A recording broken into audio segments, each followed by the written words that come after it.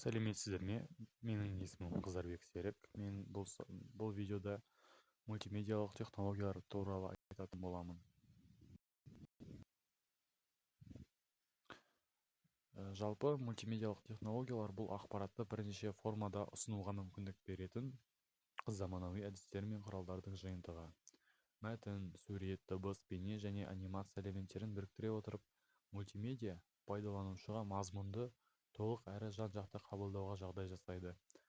Қазіргі қоғамда бұл технологиялар бизнесте, медицинада, ойын-сауықта, веб-дизайн сияқты салаларда кеңінен қолданылуда. Мультимедиалардың даму тарихы. Мультимедиа ұғымы алғаш рет 20 ғасырдың ортасында пайда болды. 1980-90 жылдары дербес компьютерлердің кең таралуы мультимедианың дамуына серпін берді. Жалпы интернеттің дамуы мультимедиалық өнімдердің санын арттырды.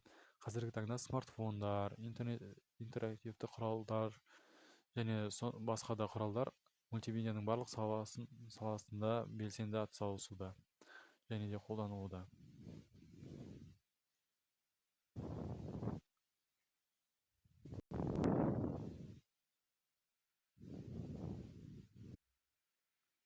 Мультимедиалық технологиялар білім беру саласында да кеңінен қолданылуда. Түрлі видео сабақтар, анимациялар, модельдер, комикстер студенттердің, білім алушылардың білімге деген қызығушылығын арттырады. Сонымен қатар білім алу процесін айтарлықтай жеңілдетеді. Қазіргі таңда бұл технологиялар оқытушылар мен оқушылар арасындағы кері байланысты да жақсарта алады. Қазіргі таңда мультимедиалық құралдардың бірнеше түрлері бар. Олар қысқаша шолу жасап өтсек, мультимедиалық құралдарға келесі технологиялар жатады.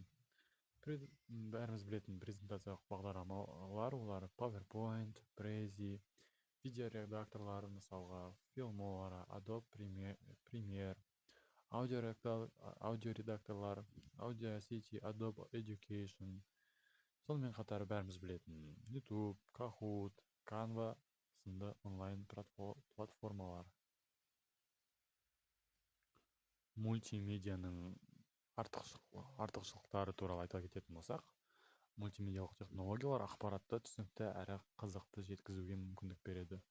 Ол есте сақтауды жеңілдетеді, оқуға деген ынтаны арттырады және де шығармашылық қабілетті дамытады. Сонымен қатар уақытты үнемдейді. Визуалды материалдарды визуалды түрде көрсетуге жол ашады.